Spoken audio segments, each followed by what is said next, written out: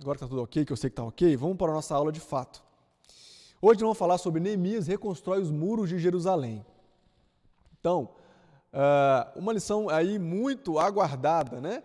Por todos, eu imagino, porque vai falar da parte mais conhecida da história aí que nós estamos falando ao longo desse trimestre, que é a história aí do retorno do pessoal lá do cativeiro para a sua terra novamente. E aí eu quero trazer para você que essa é uma missão que foi dada para Neemias, que a gente pode trazer talvez como se fosse uma missão impossível, que foi levada até o final em tempo recorde. Será que você pode entender comigo isso hoje? Foi levada ao final em tempo recorde. Deixa eu ajeitar minhas telas aqui para eu ver se eu consigo enxergar o chat junto aqui com vocês. Foi levada aí até o final em menos de 50 dias. Tá? Daí a gente vê que foi de fato um tempo recorde aí que Neemias conseguiu executar toda a obra. Aqui, pronto. Tá muito bom, Jordane. Obrigado pelo feedback. Dá um oi pro vovô. Parabéns, vô, pelo Dia dos Pais. Aliás, parabéns para todos os papais. Minha mãe tá lá com o pai dela, meu avô, né, 80 anos. Vovô Eduardo, 81, né, vô? Fez 81 esse ano. Tá na bênção, tá lá todo mundo protegido, né? Contra aí essa pandemia. Que bom que você tá aí com o vovô. Dê um alô aí para o vovô Eduardo e para todos os papais. Já desejo meu parabéns aí, né? Cristiano, bom dia. Então hoje nós vamos falar dessa missão impossível que foi dada a Neemias, ou seja, foi executada em tempo recorde essa função de estar ali construindo o templo. E talvez eu quero te perguntar, será que você já se viu aí numa missão impossível? Será que você já se pegou aí e achando que você está numa missão impossível, que é impossível de realizar alguma coisa na sua vida? Né? Você vai ver hoje comigo aqui que não é impossível. Por quê? Porque se nós estivermos com o Senhor, nós podemos desbaratar exércitos e realizar algo que nós às vezes nunca nem imaginamos, mas o Senhor nos dá força para cumprir aquilo que nós precisamos cumprir. Neemias foi chamado para essa missão aí. Edificar um muro, olha bem, de uma cidade rodeada por inimigos armados, e uma cidade que tinha sido arrasada há mais de 150 anos atrás. Então, há mais de 150 anos atrás, a cidade tinha sido arrasada. E ela era uma cidade rodeada, cercada de inimigos por todos os lados. Nós já vimos em aulas passadas que a primeira leva retornou do cativeiro em 537 a.C. Então vamos fazer uma linha do tempo agora aqui para você perceber como que foi incrível essa história. Lá em 537 a.C., rapaz, ô Josimar, houve a primeira leva que veio com quem? Que veio com Zorobabel e com o sumo sacerdote Jesua. Então Zorobabel era o governador daquela região de Judá e o sumo sacerdote era Jesua. E aí houve então uma oposição no reinado de Artaxerxes, também chamado de Xerxes. E aí, 15 anos depois que essa obra ficou embargada por causa dessa oposição, nós já vimos isso em aulas passadas, veio então o recomeço da construção do templo. E em 516, a obra do templo chegou ao fim. Agora se passa 58 anos. 58 anos. Então, nesse tempo aqui que o templo ficou pronto, nós vimos o profeta Ageu, o profeta Zacarias profetizando para o povo, para o sacerdote Jesua, para o governador Zorobabel, e aí o templo foi restaurado, as ofertas, as festas foram restauradas. Aí se passou 58 anos. Agora nós estamos lá em 458 a.C. E Esdras, que é o sacerdote também escriba, foi enviado para Jerusalém agora com uma segunda leva de judeus, de cativos libertos. E ele foi para lá para suprir as necessidades espirituais do povo.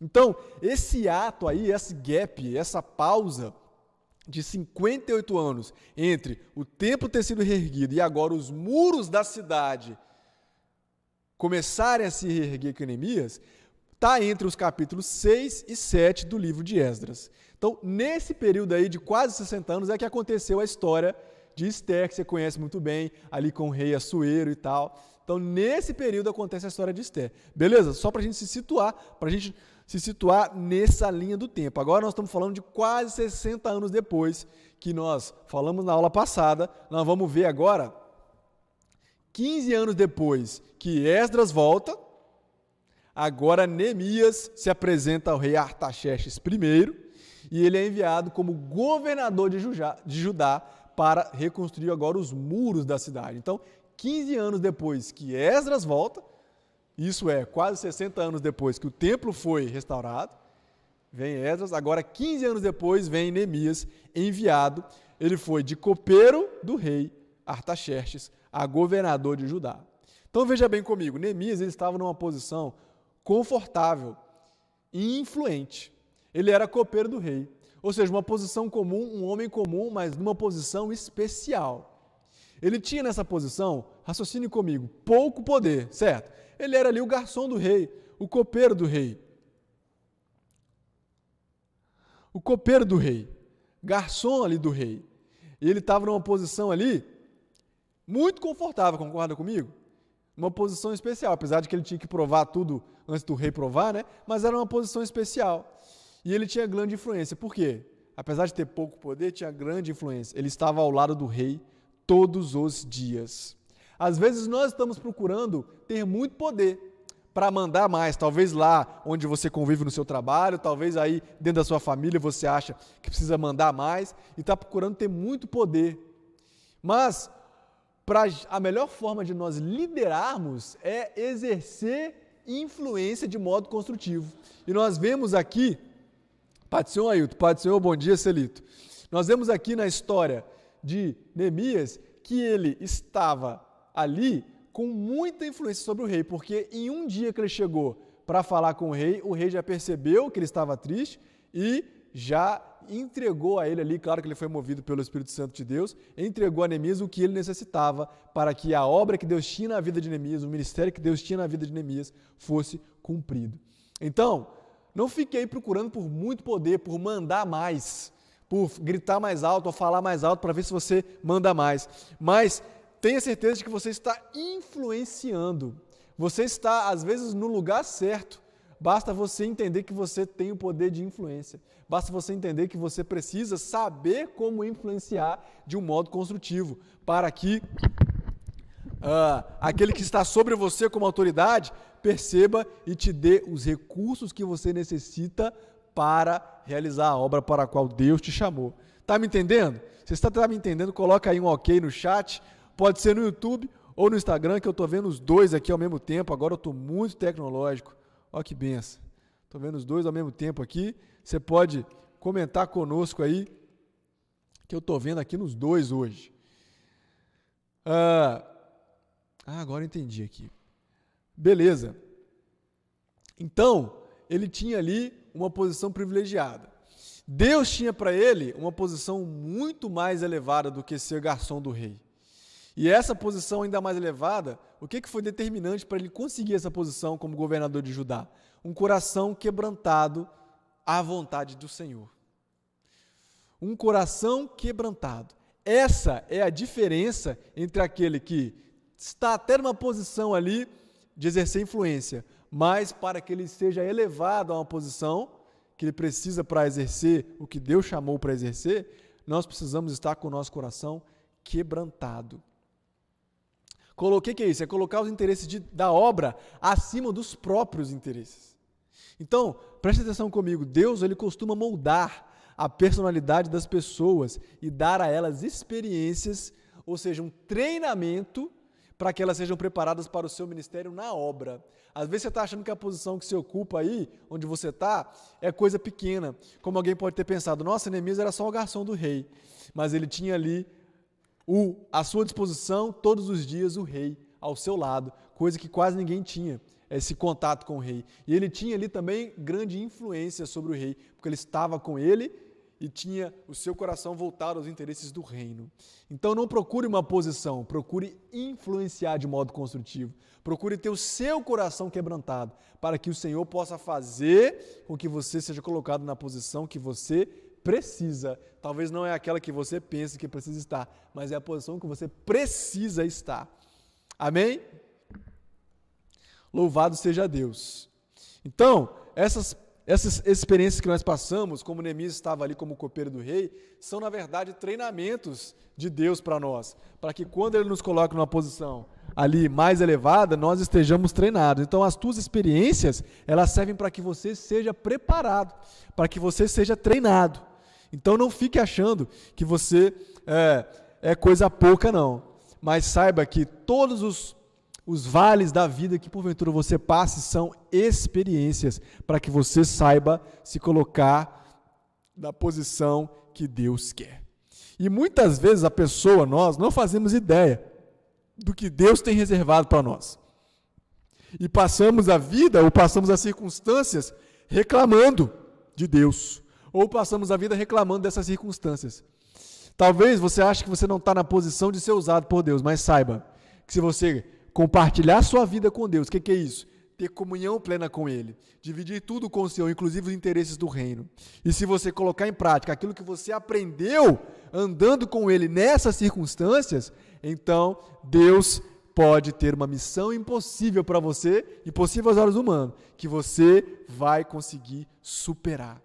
Se você fizer essas duas coisas, ter comunhão com Ele e andar com Ele, colocando em prática aquilo que você tem aprendido dessa comunhão, saiba que essa circunstância, você logo vai ver, que serviu para que você tomasse como aprendizado, e logo, como aconteceu com Neemias, você vai ser colocado numa posição que você vai ter a oportunidade de servir ao Senhor como Ele quer. Você está entendendo aí? Coloque aí no chat para nós, eu estou entendendo. Eu estou entendendo que às vezes a circunstância da pandemia, a circunstância aqui de nós estarmos... Olha o Daniel passando lá no fundo, olha, benção. A circunstância da pandemia, de nós estarmos aqui sendo treinados, muitas vezes, exatamente aquilo que eu necessito para ser treinado, para ser capacitado, para que quando o Senhor me dê o tempo de ser usado, eu esteja capacitado e treinado. Se você está entendendo isso, diga amém aí no chat para eu saber. Muitas vezes, nós precisamos desse entendimento. Vamos ler aqui Neemias 1, que é o texto bíblico de hoje. As palavras de Neemias, filho de Acalias. Sucedeu no mês de Quisleu, no ano 20º, estando em Suzã, a fortaleza, que veio Anani, um de meus irmãos, ele e alguns de Judá. Você que está no IGTV aí do nosso Instagram, compartilha aí, dá um coraçãozinho aí para explodir aí de amor a live, para que mais gente chegue também pelo Instagram e conheça que nós temos esse canal agora pelo Instagram. E compartilhe no direct, coloque para os seus contatos aí. Nós temos poucas visualizações lá no nosso Instagram, porque é novidade hoje, né? Então, aproveite para compartilhar e nos ajudar aí, ajudar a igreja, o reino do Senhor. Veio Anani, um dos meus irmãos, e ele e alguns de Judá, perguntei-lhes, pelos judeus que escaparam, que restaram do cativeiro acerca de Jerusalém. Então veio um irmão, alguém lá de Jerusalém, e avisou para Neemias, disseram-me, os restantes que não foram levados para o cativeiro, lá na província, estão em grande miséria e desprezo, e o muro de Jerusalém fendido e as suas portas queimadas a fogo. Sucedeu que, ouvindo eu essas palavras, assentei-me, chorei e lamentei por alguns dias, estive jejuando e orando perante o Senhor, perante o Deus dos céus. Então veja isso que eu acabei de comentar, uma vida de oração e de busca por aquilo que é a vontade do Senhor. Será que nós estamos fazendo isso de fato? Então, quando ele conheceu essa realidade, o que ele fez? Saiu batendo cabeça, saiu procurando o rei, saiu se escondendo atrás da sua bandeja de garçom? Não. Ele primeiro se assentou, chorou, jejuou e buscou em oração o que eu preciso fazer. Ele não ficou lamentando, nossa, eu sou tão pequeno, sou só o garçom do rei. Não, mas naquela posição de privilégio que ele estava ao lado do rei todos os dias, ele entendeu que ele poderia ser usado para que o povo que estava em grande miséria, você leu ali comigo, em grande miséria, para que esse povo que estava desprotegido com o muro fendido, fosse então trazido novamente para morar numa cidade, o quê? Fortificada. Para que esse povo fosse trazido novamente a uma vida de dignidade. Louvado seja Deus. Vamos para o ponto 1. Deus, ele responde às orações de Neemias. Está lá no versículo 11, vamos ler? Ah, Senhor, estejam, pois, atentos os teus ouvidos à oração do teu servo e à oração dos teus servos que desejam temer o teu nome, e faze prosperar hoje o teu servo e dá-lhe graça perante este homem. Então era eu copeiro do rei. O que nós aprendemos aqui? Que ele pediu: Senhor, me dá graça perante o rei. Ele não ficou desprezando a sua posição, mas ele entendeu que, apesar de ser uma posição comum, de pouco poder, ela é uma posição de grande influência. Você está nessa casa aí, você é o chefe do seu lar, você precisa ter grande influência sobre a vida dos seus filhos e dos que estão ali sobre a tua liderança. Você está lá no seu trabalho, acha que precisa ser elevado para um cargo de chefe? Não. Na posição que você está, você pode exercer grande influência e ser ali canal para que a obra do Senhor se manifeste através da sua vida. Então, ele pediu em oração que eu possa agora ter graça perante este homem. E Deus responde às orações. Olha o que está lá em Neemias 2:2. E o rei me disse: por que está triste o teu rosto? Pois não estás doente. Não é isto senão tristeza de coração. Então temi sobremaneira. Então o rei percebeu o que estava acontecendo. A resposta veio com outra pergunta. O que era isso? Deus movendo o coração do rei ímpio. E o que o Neemias precisou fazer? Declarar os seus sentimentos. Talvez o que você está precisando fazer é declarar os seus sentimentos.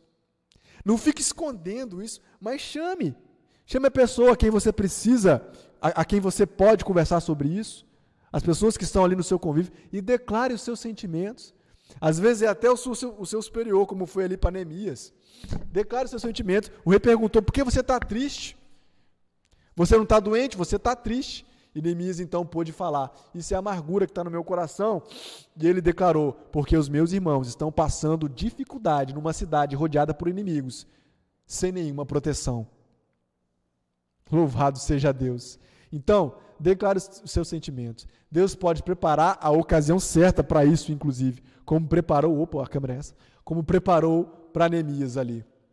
Ele declarou os seus sentimentos. E aí, Neemias 2:4, olha o que ele disse: e o rei me disse: que me pedes agora? Então o rei falou: olha, você pode me pedir o que você quiser, eu estou te entendendo. E o que Neemias fez? Foi orar, foi buscar ao Senhor. Muitas vezes nós até achamos a ocasião certa, nos declaramos ali a nossa petição a alguém, declaramos a situação a alguém, certo? Buscamos em oração a ocasião para isso, mas quando nos é dada a oportunidade para agir, nós não buscamos em oração. E foi isso que Neemias fez. Então orei ao Deus dos céus. Nós precisamos estar atentos. Neemias recebeu aqui do rei todos os recursos necessários para a sua viagem e também para a obra. Mas por quê? Porque ele buscou do Senhor como agir. Então, aprenda isso, não busque do Senhor apenas a ocasião certa, não busque do Senhor apenas como me colocar numa posição de influência para exercer liderança, como exercer bem o ministério para o qual Ele nos chamou, mas busque do Senhor, quando você tiver essa ocasião, o jeito de agir. Porque quando o rei perguntou para Neemias: o que você me pede? O que você quer que eu te faça? O que ele fez? Não saiu respondendo da sua própria cabeça. Ele buscou do Senhor em oração. E quando ele fez isso, aí ele foi capaz de ter do próprio rei os recursos para a sua viagem. Você já conhece a história, eu não vou ficar lendo. Então eu vou passar para os pontos principais da lição aqui. Vamos agora, ele recebeu, foi colocado como governador de Judá, recebeu ali as cartas que ele precisava para passar pelos governadores além do Rio Jordão, porque a gente sabe que aquele povo era inimigo de Israel, recebeu ali os recursos, inclusive financeiros, para a construção dos muros. E aí, em Neemias 2, 12 e 13, vai dizer o que ele fez quando ele chegou em Jerusalém. Olha bem comigo. De noite, me levantei, eu e poucos homens comigo, e não declarei a ninguém o que o meu Deus me pôs no coração. Então, não declarou para ninguém. Foi discreto para fazer em Jerusalém. E não havia comigo animal algum, senão aquele em que eu estava montado. E de noite saí pela porta do vale e pelo lado da fonte do dragão e para a porta do monturo e contemplei os muros de Jerusalém que estavam fendidos e as suas portas que tinham sido consumidas pelo fogo. O que Neemias está fazendo? Neemias buscou verificar a situação com a perspectiva dos judeus que moravam ali e conviviam com aquele problema. Só depois que o líder consegue enxergar com essa ótica, é que ele vai ser capaz de convocar os seus liderados de maneira efetiva. Muitas vezes nós ficamos olhando de uma posição aqui em cima, não. Neemias ele foi discreto, não declarou para ninguém o que ele estava fazendo, não fez muito alarde, saiu de noite, ou seja, alguém que se prepara. Saiu de noite para avaliar qual era a situação dos muros de Jerusalém. E aí ele avaliou sob a perspectiva de quem morava ali. E então, depois disso é que ele veio e convocou, deixa eu tirar aqui o meu clique aqui para eu conseguir mexer. Bom, não consigo tirar, vamos assim mesmo. Só então é que ele convocou o povo para a construção. E aí, o povo foi convocado, o assunto das próximas lições vai ser esse: como que se levantaram os inimigos, como que eles superaram os inimigos, como que eles foram coesos na sua vigilância e também nessa construção. Esse é assunto das próximas lições e você já conhece bem essa história. E aí o muro foi construído, e ele foi inaugurado. E nós vamos falar dessa inauguração e do simbolismo para o crente, para nós encaminharmos para o final dessa lição. Olha o que diz em Neemias 6, 15 e 16. Acabou-se, pois, o muro aos 25 do mês de Elul, em 52 dias. Já parou para pensar nisso? Em 52 dias, o muro da cidade de Jerusalém foi reerguido. Isso porque tinha inimigo por todos os lados. Isso porque eles tinham que se revisar em vários turnos. Então, eu digo para você, foi ou não foi o braço do Senhor? Foi ou não foi a mão do Senhor? E sucedeu que, ouvindo todos os nossos inimigos, todos os povos que havia em redor de nós, temeram. E abateram-se muito em seus próprios olhos, porque reconheceram que o nosso Deus fizera esta obra. Aleluia! Estefânia, glória a Deus. Então, eles temeram muito, porque eles viram como que pode. Nós apertando ele aqui de tudo quanto é lado, e eles conseguiram construir esse muro em 52 dias. O templo já tinha sido reerguido lá atrás, mais de 60 anos atrás. Agora o muro foi reerguido. Eles podiam agora estar o quê? Protegidos. E que você pode me perguntar, mas evangelista, o que isso tem a ver, essa construção do muro tem a ver com a minha vida de cristão hoje?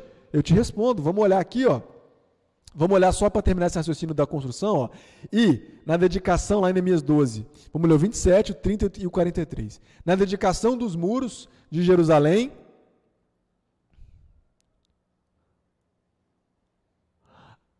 buscaram os levitas de todos os seus lugares para trazê-los a fim de fazerem a dedicação com alegria, com louvores e com canto e saltérios, símbolos com harpas. E purificaram-se os sacerdotes, os levitas, e logo purificaram o povo, as portas e o muro. E ofereceram no mesmo dia grandes sacrifícios e se alegraram, porque Deus os alegrara com grande alegria. E até as mulheres e os meninos se alegraram, de modo que a alegria de Jerusalém se ouviu de longe.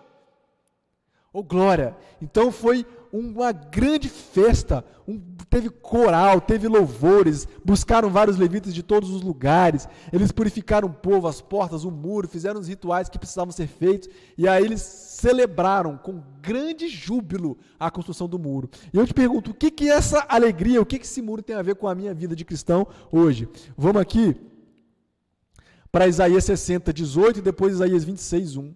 A salvação, amados, que você e eu temos, é para nós esse muro. Aleluia. A salvação que o Senhor Jesus nos trouxe é o nosso muro, é a nossa proteção. Veja o que diz Isaías 60, 18. Nunca mais se ouvirá de violência na tua terra, desolação nem destruição nos teus termos, mas aos teus muros chamarás salvação, e às tuas portas louvor. Oh, glória! Se você for lá na tua Bíblia, vai ver que essa palavrinha aqui, salvação, está escrito com letra maiúscula. Ou seja, está reportando a salvação que Cristo Jesus nos trouxe. Está falando que a salvação de Jesus é o nosso muro. Então você nunca mais vai ter destruição nos seus termos. Você nunca mais vai ter desolação na tua terra. Que terra é essa? O teu coração.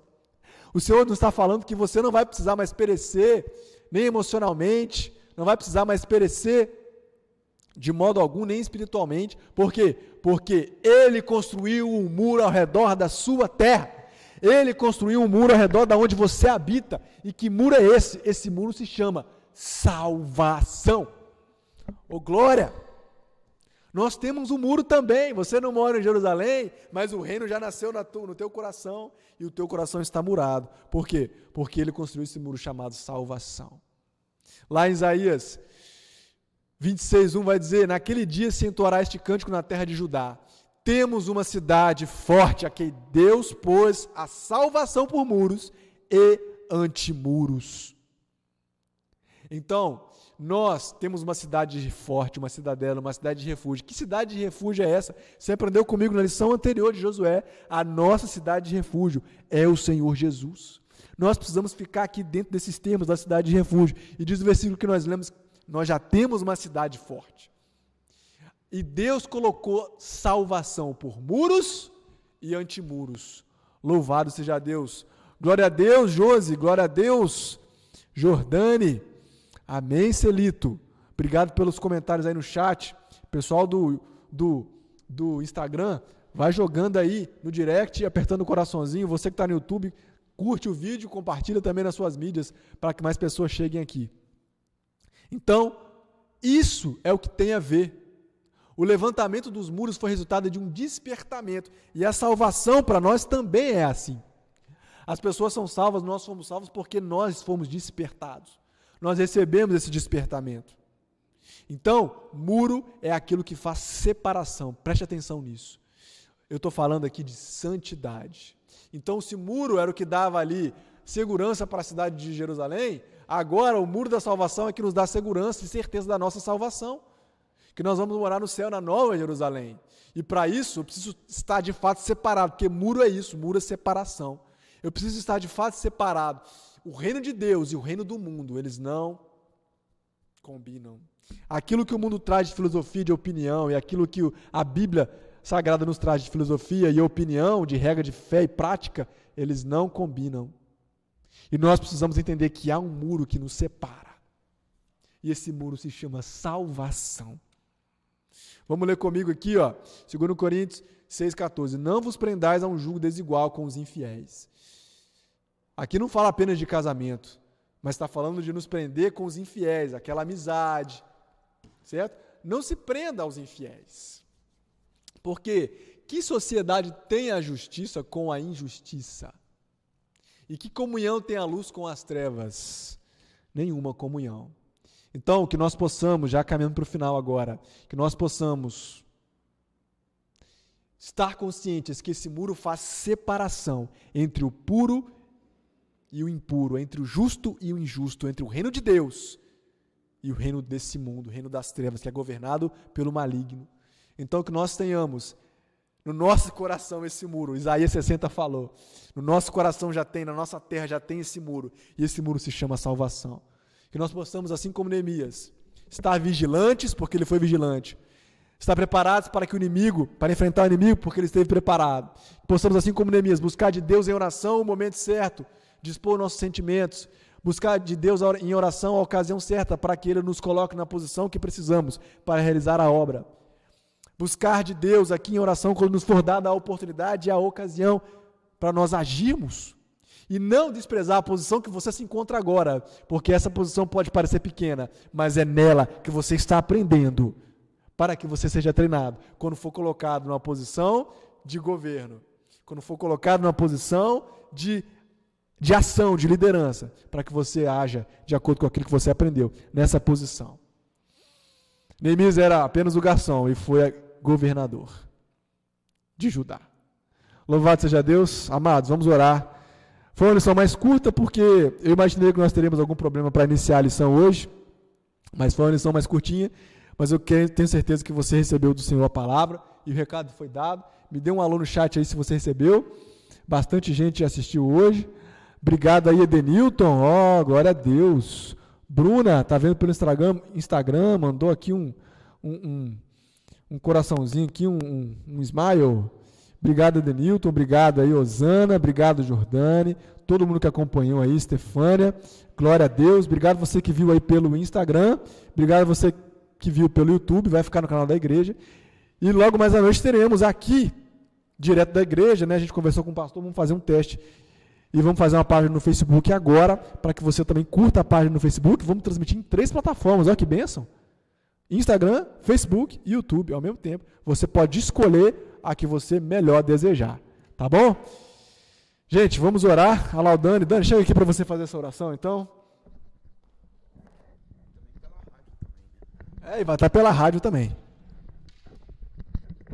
Quero saudar os irmãos com a paz do Senhor. Satisfação.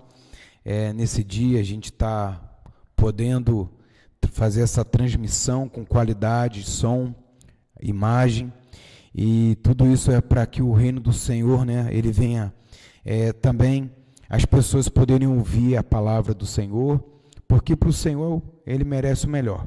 Vamos orar nessa manhã e também agradecendo a sua participação conosco. Soberano Deus e Pai, te agradecemos nessa manhã, ó Pai, de adoração, de louvor, ó Pai, engrandecimento do teu santo nome, ó Pai, por essa lição maravilhosa, pela qual, ó Pai, nós podemos, ó Pai, dimensionar, ó Pai, quando o Senhor trabalha em favor, meu Pai, as coisas acontecem. Ó Pai, nós cremos e também queremos pedir, ó Pai, que o Senhor venha abençoar nesse dia toda a família, ó Pai, que está ligada, ó Pai, as pessoas que estão sintonizadas conosco, ó Pai, esteja nos abençoando, abençoando toda a tua igreja. É o que nós te pedimos, ó Pai, também pelos pais, ó Deus, que hoje, ó Pai, possam te conhecer, ó Pai, porque hoje é considerado o Dia dos Pais, mas que venha ser um dia de salvação, ó Pai, para famílias, pessoas, jovens, crianças, adolescentes. Ó Pai, te pedimos e te agradecemos em nome de Jesus. Também queremos saudar, né, parabenizar todos os pais, né, nesse dia. Feliz Dia dos Pais para o meu pai, né, meu avô hoje não está conosco, está com Jesus, mas eu quero também desejar ao meu pai, o pastor Getúlio, um feliz Dia dos Pais, em nome de Jesus, e todos os pais, feliz Dia dos Pais, então, eu nem te dei, amém? Mas nós já vamos passar o álcool aqui, né, irmão? Amém? Feliz Dia dos Pais para todos os pais, Deus abençoe vocês em nome de Jesus. Beleza, pessoal, muito obrigado aí pelos comentários, tá? Edenilton, mamãe, Ana Cláudia, Eliane, lá de Colatina, glória a Deus, Stefânia lá da Bahia, pessoal aqui do Instagram e o pessoal do YouTube. Fiquem ligados aí nos nossos redes sociais, né, que mais tarde às 7h30 vai ter rádio e depois às 8h30 vai ter live nessas 4 plataformas que nós falamos aqui. E feliz Dia dos Pais para todo mundo. Um beijo para meu filho e para minha mulher que está me vendo lá em casa. É meu 3º Dia dos Pais, estou muito feliz. Um abraço aí para todos. Agora como é que eu paro aqui? Deixa eu ver. Aqui, um abraço. Então, sabe por quê? Porque a rádio já está pronta, eu queria aproveitar.